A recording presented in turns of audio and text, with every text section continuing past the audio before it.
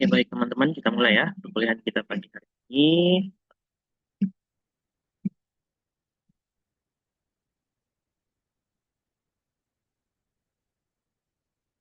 Apakah share screen dari saya sudah terlihat teman-teman? Sudah, Pak. Ya, oke baik. Um, Pagi, terima kasih guru. Hari ini kita akan mulai pembelajaran kita di bioteknologi farmasi. Ya, materi yang akan saya bawakan hari ini tentang transformasi dan cloning gen. Nah, beberapa waktu yang lalu sebenarnya teman sudah kuliah pakar dengan Pak Agio, Prodi UAS, kemudian dilanjutkan dengan ada nggak ya pertemuan dengan Pak Bilal kemarin? Ada satu pertemuan Ada begitu Pak. ada ya? Ada atau tidak ya? Ada, Pak. Ada ya? Oke, baik. Nah, sebenarnya materi yang disampaikan kalau kita bicara tentang bioteknologi tidak jauh-jauh dari yang namanya ada rekayasa genetika, rekayasa DNA, begitu ya. Ada cloning, ada apa ya, informasi, begitu. Nah, karena memang di dalam bioteknologi yang dibahas memang kurang lebih adalah bagaimana kita mengkombinasikan materi genetika yang ada di sini saya maksud entah itu dari manusia, kemudian kita kombinasikan dengan si plasmid atau inang gitu. Inang ini biasanya kita pakai dari mikroorganisme, di mana materi genetik dari manusia itu menyesuaikan dengan kebutuhan pasar saat ini. Kebutuhan pasar di sini yang saya maksud adalah kebutuhan produk obat-obatan mungkin yang ada begitu ya, diperlukan. Contohnya seperti insulin begitu ya. Nah, ketika kita butuh insulin daripada kita mengambil dari hewan begitu, lebih baik kita ambil dari gen manusia aja, insulin dari materi genetik manusia begitu. Itu yang kemudian kita perbanyak di dalam inang begitu ya, sel inang atau vektor kita katakan seperti itu begitu ya. Nah, kemudian nanti akan menghasilkan ribuan atau bahkan banyak eh, apa sel-sel apa sorry insulin insulin rekombinan dari hasil gabungan tersebut begitu. Nah, itu yang kemudian akan digunakan untuk pengobatan terapi pada pasien-pasien yang umumnya kan diabetes ya, gitu ya, diabetes. Nah, seperti itu kurang lebih gambaran yang ada di dalam bioteknologi kaitannya dengan pasien. Nah, kalau kita bicara tentang transformasi dan cloning gen begitu ya, jadi kembali lagi ya, saya kembali mengingatkan bahwa perkembangan bioteknologi saat ini itu sudah sangat besar gitu ya, dan ya kurang lebih membawa perubahan juga yang besar gitu di dalam dunia kesehatan ya, khususnya dalam pasien. Dan kebanyakan di dalam bioteknologi itu tadi yang saya bilang memanfaatkan teknologi yang namanya rekayasa genetika begitu ya. Nah, kalau kita lihat lagi begitu ya, eh, produk-produk yang dihasilkan daripada rekayasa genetika ya, tadi mungkin sudah saya sebutkan seperti insulin, ada mungkin hormon pertumbuhan ya, growth factor begitu ya. Kemudian vaksin, ada interferon ya, erythropoietin begitu ya. Bahkan yang yang lainnya juga seperti ada antibodi monoklonal begitu. Nah, eh, mungkin teman-teman masih meraba-raba begitu ya, dalam hal ini belum memiliki gambaran yang utuh terkait dengan bidang bioteknologi ini. Karena memang kita tidak ada praktikumnya begitu ya. Nah, oleh sebab itu target daripada mata kuliah bioteknologi ini sekiranya teman-teman secara teoritis ya pernah terpapar dengan materi-materi khususnya tentang rekayasa genetika ini, gitu ya. Khususnya tentang rekayasa genetika ini. Sehingga nanti ketika teman-teman misalkan bekerja gitu ya di industri yang sifatnya itu memproduksi senyawa-senyawa obat-obatan dari hasil rekayasa genetika ya. Nah, itu nanti tidaknya sudah ada gambaran gitu ya, secara teori. Tinggal nanti bagaimana dimantapkan lagi dengan realita yang ada di industri tersebut. Ya, nah itu tadi. Kemudian kalau kita lihat juga begitu ya, eh, di materi yang saya tampilkan di slide pertama ini, kalau kita lihat, nah teknik dasar begitu ya, kalau kita bicara tentang teknik dasar, eh, apa yang menjadi fondasi dalam pengembangan produk-produk rekayasa genetika gitu ya, itu adalah disebut sebagai transformasi dan cloning gen gitu. Nah, apa sih transformasi itu? Ya, transformasi itu adalah proses bagaimana kita memasukkan DNA begitu ya, DNA asing ke dalam suatu sel ya.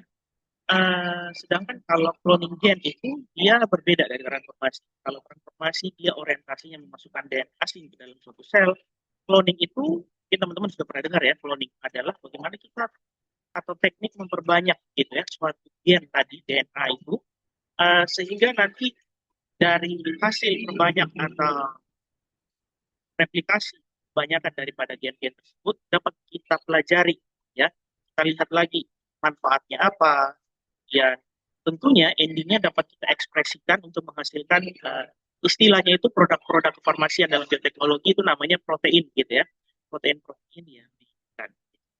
Nah, baik transformasi maupun cloning gen ini tentu apa namanya, uh, bagian penting di dalam menghasilkan produk-produk DNA rekombinan itu sendiri, gitu ya, rekayasa genetika.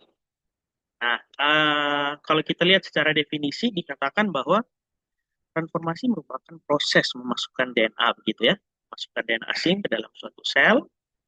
Kemudian cloning gen, teknik memperbanyak suatu gen tertentu sehingga dapat dipelajari atau dapat diekspresikan, gitu ya, untuk menghasilkan protein-protein yang diinginkan. Ini adalah benang merah daripada uh, transformasi maupun cloning gen itu sendiri.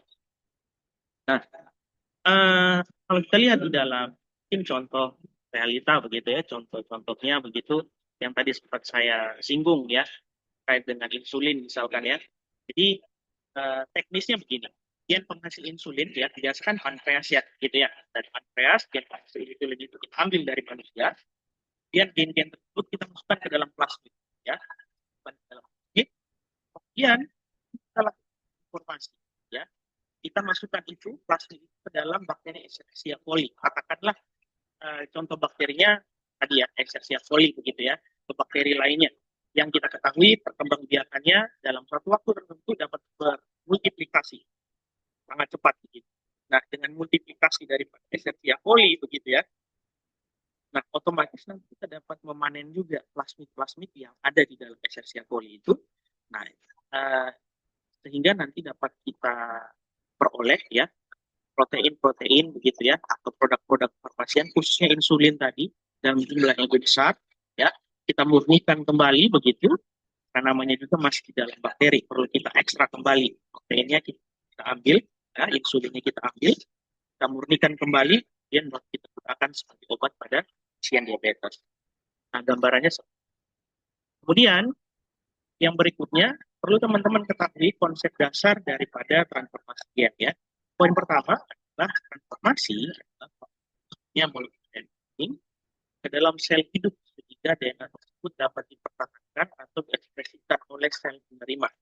Ya, penjelasan sederhananya kayak gini. Transformasi itu kan proses memasukkan gen ya, DNA keluar ya dalam sebuah sel. Kemudian nanti dari hasil itu kita plot banyak ya. Transformasi itu kemudian, nah ada dua kata kunci yang di sini mau saya garis bawahi. Yang pertama ada dipertahankan ya, kan yang kedua diekspresi. Apa artinya dipertahankan? Dipertahankan itu artinya DNA tersebut tetap berada di dalam sel ya, dan ikut diwariskan saat terjadi pembelahan gitu ya dari bakteri tersebut. Nah, setelah dipertahankan perlu untuk diekspresikan. Diekspresikan di sini berarti digunakan begitu ya untuk membuat protein tertentu.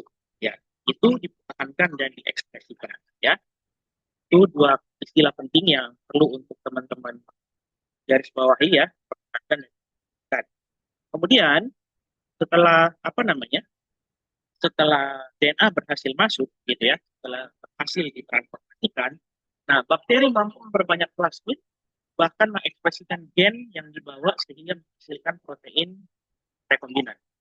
Nah, ada proses memperbanyak plasmid ya, ada proses memperbanyak plasmid.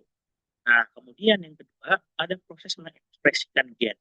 Nah, di dalam proses mengekspresikan gen ini, terjadi yang namanya bakteri itu akan membaca informasi yang dapat pada gen tersebut, kemudian bakteri nanti akan membuat protein sesuai dengan instruksi gen tersebut.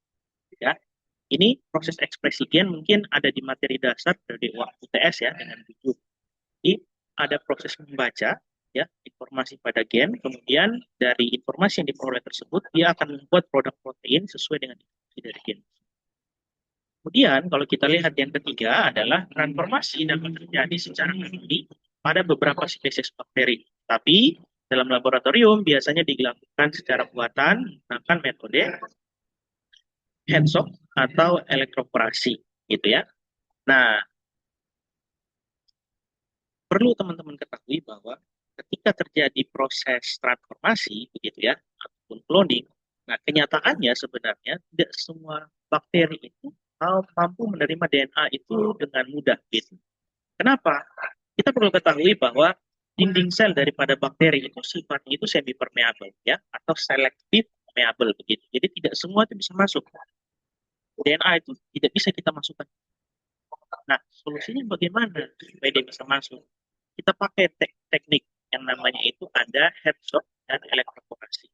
Ya, dan kalau kita lihat beberapa teori juga ya, lihat di artikel-artikel yang berkaitan dengan bioteknologi ya, apa namanya proses memasukkan DNA ke dalam bakteri itu sebenarnya ada dua ya, ada transformasi secara alami, dan ada juga yang buatan. Gitu. Kalau alami ya kemampuan alami ya DNA itu bisa kita masukkan secara alami, jadi bisa teradaptasi langsung ke dalam sel bakteri, kayak gitu ya.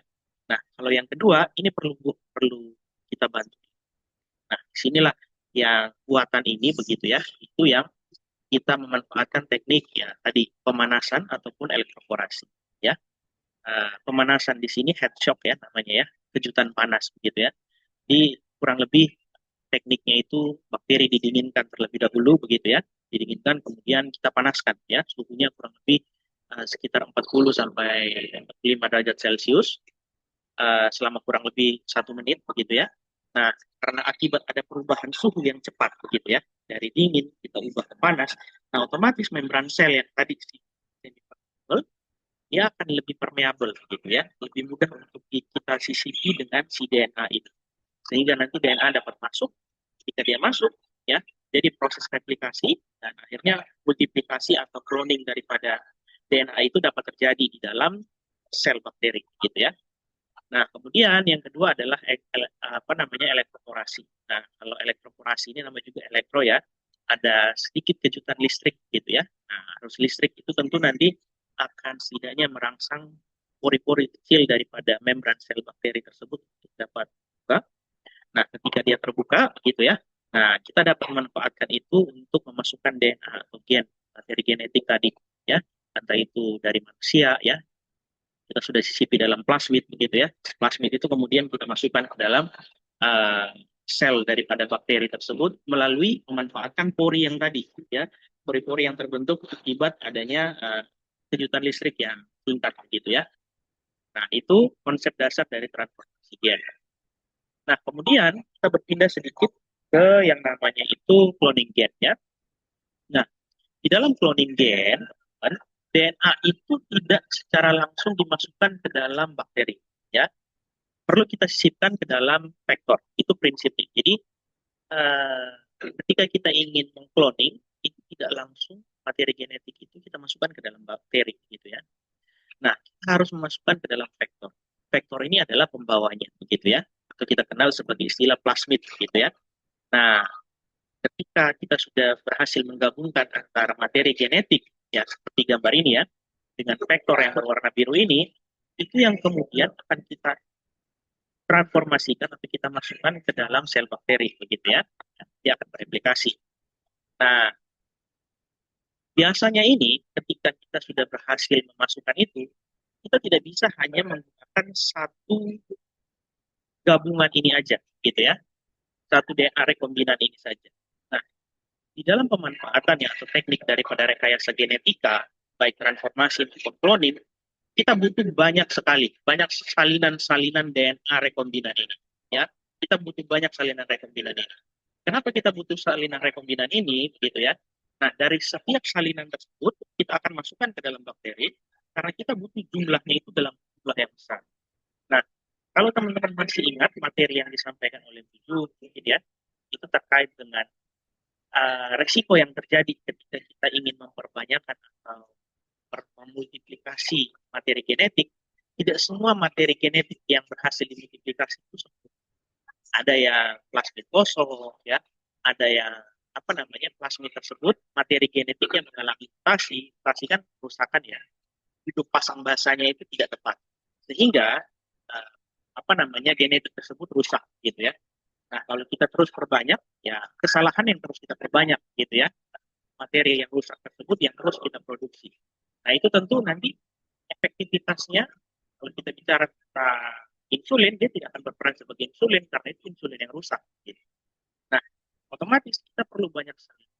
Dari banyak salinan ini yang nanti kemudian akan kita pelajari mana sih yang dudukan pasang basanya itu sempurna atau hasil replikasinya itu sempurna gitu ya.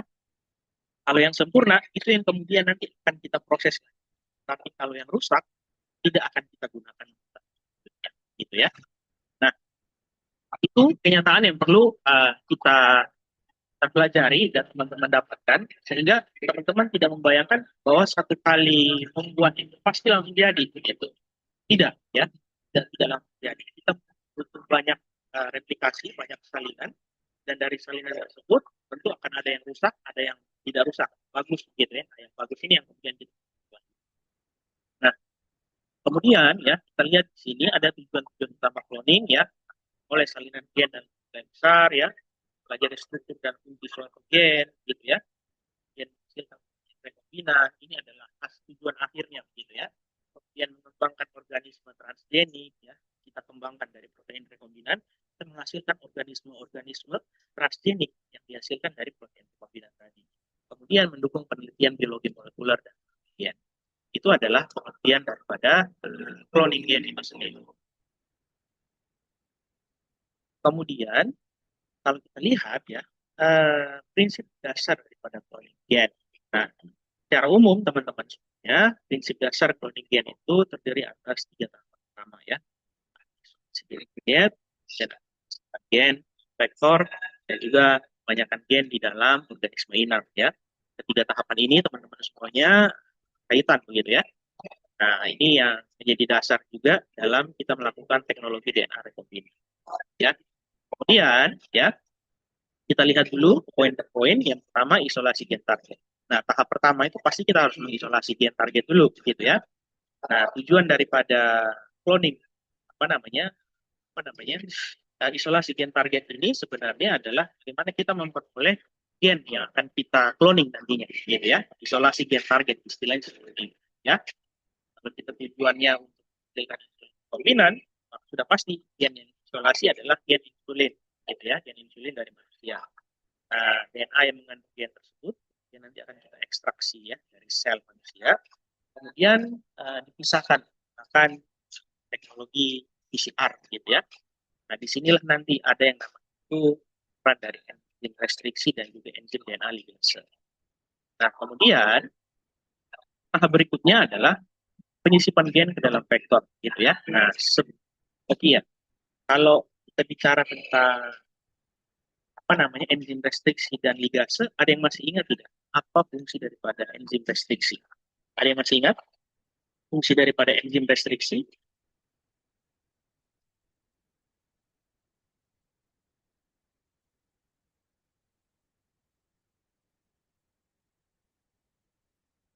Enzim restriksi siapa nih?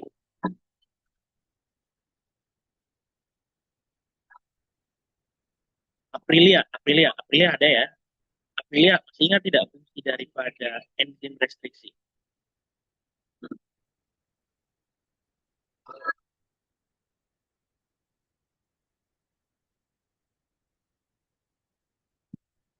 Cek, cek. Halo, semuanya. Masih terhubung atau tidak ini? Masih, Bapak. Tim restriksi. Apa tuh isinya? Apakah boleh izin menjawab, Bapak? Boleh, boleh, boleh. Ini Kesia atau suaranya? Iya, Pak. Saya lagi sakit, mohon maaf. Oh, oke, oke, oke. Eh, enzim matriks itu yang untuk memotong DNA. Kalau yang DNA ligase, DNA ligase, kalau tidak salah untuk menempelkan itu ya, Pak. ya betul ya. Jadi dua enzim ini sebenarnya akan berperan begitu ya dan memiliki manfaat yang penting sekali di dalam nanti proses kita melakukan ini. Tahap kedua ya, penyisipan ya, penyisipan gen ke dalam vektor ya.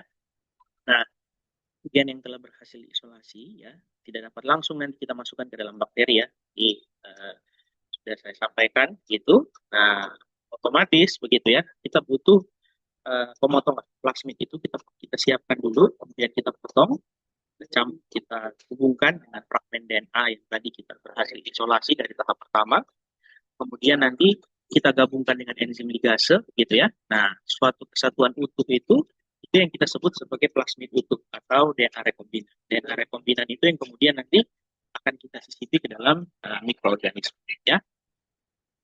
Nah, kemudian kita masuk tahap yang terakhir, perbanyakan gen di dalam organisme inang gitu. Nah, setelah DNA rekombinan terbentuk gitu ya, tadi plasmid itu masukkan ya di dalam bakteri ya. Nah, dia akan bereplikasi mengikuti belahan daripada si bakteri tersebut. Setiap kali bakteri membelah, boleh dikatakan plasmid itu juga akan ikut diperbanyak gitu ya. Sehingga kita dapat memperoleh salinan gen target itu yang banyak juga gitu. Nah, hasil akhirnya apa teman-teman daripada tiga proses ini ya? Nah, dalam waktu singkat kita dapat memanen jutaan bahkan miliaran salinan gen ya begitu ya. Nah, tentu salinan gen tersebut harus identik gitu ya antara yang ada di dalam tubuh kita dengan yang hasil kita produksi di luar tubuh tadi melalui mikroorganisme ya. Nah, dari hasil tersebut apakah langsung bisa kita pakai begitu ya, kita gunakan? Tentu tidak. Harus kita seleksi dulu dan verifikasi ya. Nah, verifikasi clone inilah yang disini ya, seleksi dan kita lakukan verifikasi. Istilahnya itu kalau di uh, internet itu seleksi dan verifikasi clone gitu ya. Di mana ini fungsinya adalah menyeleksi dan mensortir ya, bahasa mudahnya mungkin sortir ya, hasil daripada replikasi yang kiranya utuh ya, tidak rusak dan juga uh, yang rusak begitu ya. Nah, sehingga nanti kita dapat memisahkan yang utuh, kita lanjut untuk pengujian selanjutnya, kita murnikan ya, hingga menjadi suatu produk protein begitu, atau insulin, yang rusak sudah kita eliminasi ya. Dan, nah ini komponen utama di dalam cloning gen ya.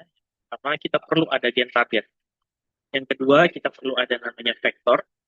Yang ketiga, kita perlu adanya plasmid ya. Yang keempat, enzim restriksi. Yang kelima adalah DNA ligase, enzim DNA ligase. Lebih tepatnya seperti itu ya. Ini adalah komponen utama yang diperlukan dalam kita melakukan cloning dan gen ya. Nah, kalau kita lihat tahapan-tahapan yang ada di dalam cloning ya, yang pertama pasti kita mengambil DNA ya, isolasi tadi sudah ya, kurang lebih tadi sudah dibahas gitu ya. Nah, yang menjadi pertanyaan kira-kira kenapa kita harus isolasi? Nah, ini penting ya, ini penting teman-teman. Jadi perlu teman-teman ketahui bahwa di dalam kita melakukan isolasi ya, kondisi awal DNA itu ya sebelum atau saat kita ambil dari dalam tubuh itu masih tercampur dengan yang namanya protein, ya, lemak, sel, ada RNA begitu. Nah, sehingga itu nanti katakan tidak murni. Ketika kita pakai, kita mau replikasi, kombinasikan dengan plasmid, tidak akan bisa berikatan atau duduk. Enzim ligase tidak bisa untuk menggabungkan mereka nantinya. Karena masih ada kontaminan, kan saja seperti itu ya. Nah, selain daripada DNA itu sendiri, seperti tadi sudah bilang ya, ada protein, lemak ya, dan membran sel, RNA begitu. Nah, otomatis karena masih ada kontaminasi tersebut, perlu untuk kita murnikan, kita isolasi gitu ya. Nah, kita isolasi, kita keluarkan dulu dan kita bersihkan terlebih dahulu si DNA target ini. Sehingga DNA target ini nanti dia dapat berikatan dengan plasmid daripada organisme tersebut, gitu ya. Nah, kemudian yang kedua terjadi proses amplifikasi ya. Amplifikasi, amplifikasi di sini jumlah gen target itu cukup banyak, gitu ya. Kita gunakan dalam proses cloning. Dan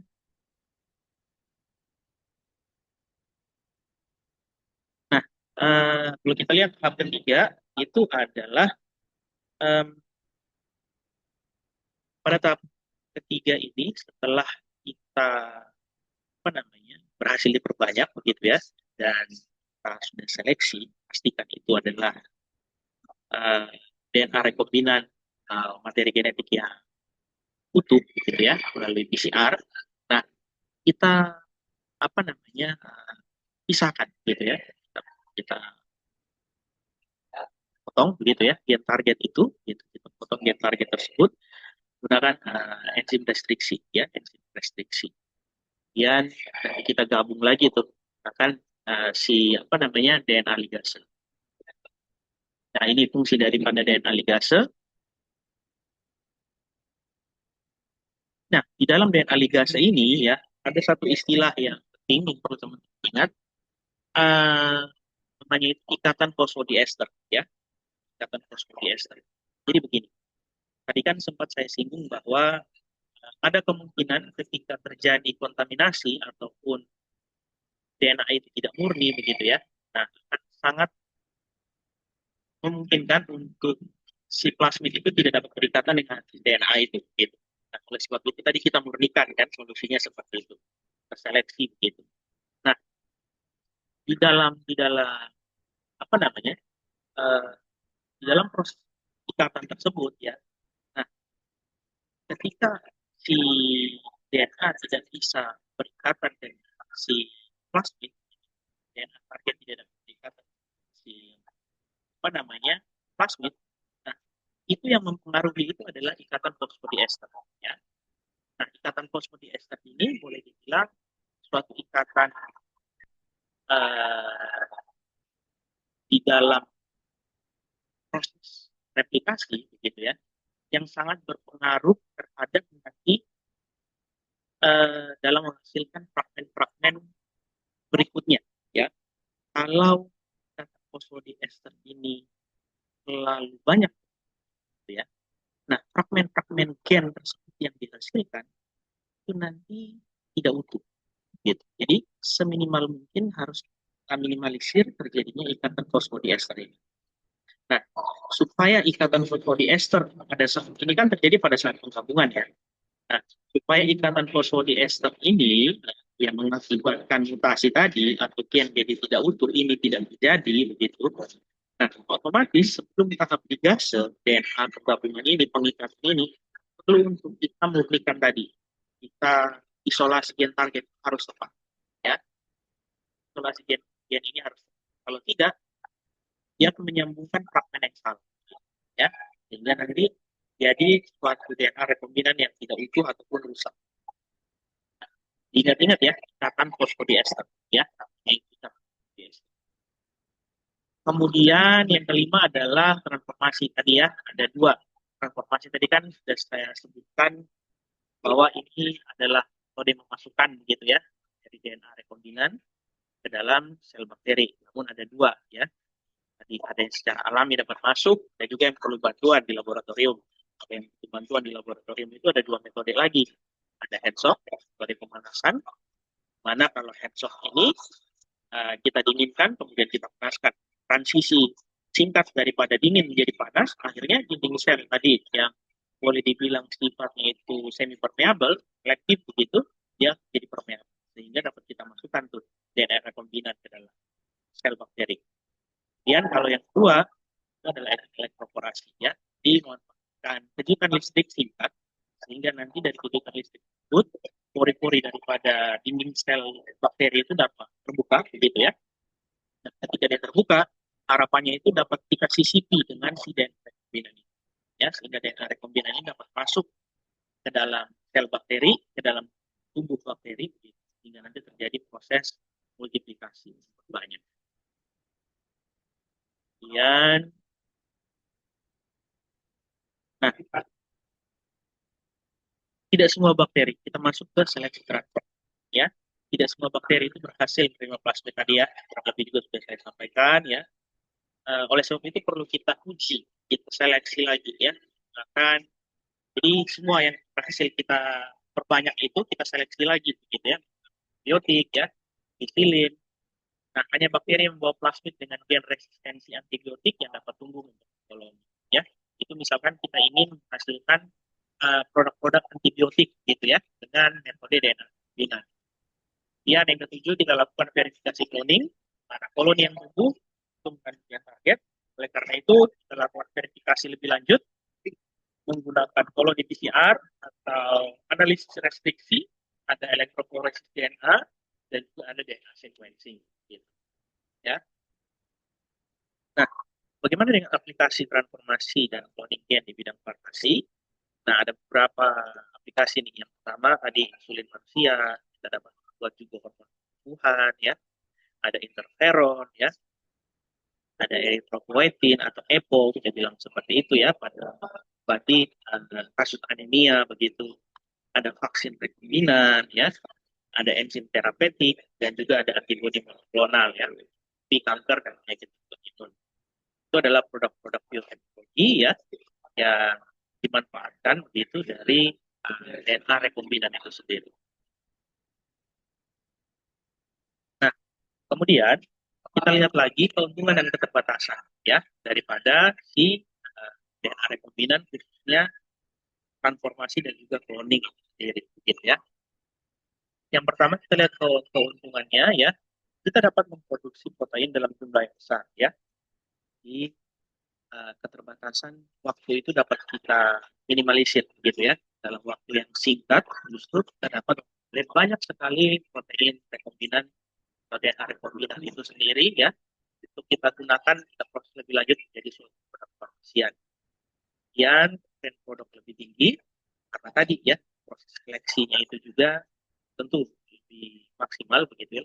Di prosesnya itu sangat-sangat butuh ketelitian. Kemudian konsistensi kualitas antar batch itu dapat kita maksimalkan begitu dapat kita jaga. Kemudian mengurangi ketergantungan pada sumber biologis manusia atau hewan ya. Yang mendukung produksi obat biologis secara efisien. Jadi mungkin itu keuntungan daripada si produk DNA rekombinan dalam hal ini dengan teknologi tadi ya, transformasi dan cloning.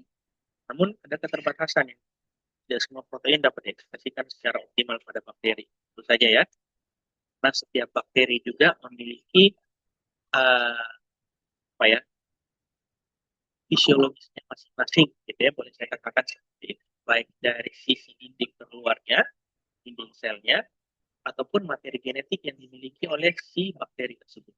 Ya. Nah, kemudian protein eukariotik sering memerlukan modifikasi pasien translasi yang tidak dapat dilakukan bakteri. Ya. Nah, ada protein-protein yang diperoleh daripada mikroorganisme, organisme eukariotik yang memerlukan modifikasi translasi. Ya, yang tidak dapat dilakukan oleh bakteri. Yang ketiga, resiko mutasi selama cloning ya. Tadi pada saat dia mau digabungkan begitu ya, kemungkinan terjadinya mutasi itu sangat besar sekali ya. Nah, kemudian fasilitas laboratorium tentu dan biaya relatif tinggi karena ini adalah produk biologis begitu. Yang terdapat aspek bioetika. Nah, ada etika yang perlu untuk kita perhatikan di sini ya di dalam menghasilkan produk-produk bioteknologi. Kenapa? Karena ya secara langsung saja itu menggunakan kita mengkombinasikan dua materi genetika ya, baik dari manusia yang dari mikroorganisme ya. Tentu mungkin pada sebagian golongan begitu atau etnis-etnis tertentu ada yang bisa menerima, ada yang tidak bisa menerima. Karena mungkin saya digabungkan dengan mikroorganisme atau juga proteinnya diambil dari hewan dan lain sebagainya, kemudian nanti dimasukkan ke dalam tubuh saya, berarti dalam tubuh saya ada materi genetik atau DNA rekombinan dari hewan, misalkan seperti itu. Nah, itu hal-hal etik seperti itu yang bertentangan dengan apa namanya kemajuan di dalam bioteknologi itu sendiri. Ya, bisa menjadi penghambat, tapi bisa juga ya gantung sih penerimaan masing-masing ya. Dua sisi bisa memajukan hmm, teknologi pengobatan yang mutakhir, tapi sisi lainnya juga justru dengan adanya bioetika ini dapat menghambat perkembangan dari teknologi pengobatan terbaru dan terakhir ya. Kemudian, nah ini evaluasi perkuliahan nanti silakan teman-teman boleh kerjakan gitu ya. Tugasnya kurang lebih ada 5 nomor. Nanti bisa di diketik aja begitu ya, ketik jawaban dari sini, kemudian disatukan di dalam Google Drive ya, lewat PJMK, nanti linknya boleh dikirim ke saya, di share materi daripada pertemuan hari ini ya. Silakan dikerjakan 5 poin ini. Kemudian jangan lupa ada satu lagi tadi ya, tugas yang perlu teman-teman kerjakan nih ya. Cari tahu bagaimana proses seleksi atau verifikasi klon dari bakteri cloning gitu ya. Proses seleksi atau verifikasi klon itu bagaimana sih tekniknya? Gitu kan. Silakan dikerjakan, tambahkan di dalam evaluasi pembelajaran ini gitu ya. Mungkin jawaban nomor 6 begitu. Nah, itu nanti silakan dikerjakan. Waktunya kurang lebih ini dikumpulkan hari Selasa ya. Hari Selasa maksimal bulannya lewat PJMK berupa link yang di-share ini, sehingga dari situ dapat saya koreksi. Oke, sampai di sini dulu materi kita. Ada yang mau didiskusikan mungkin saya persilakan.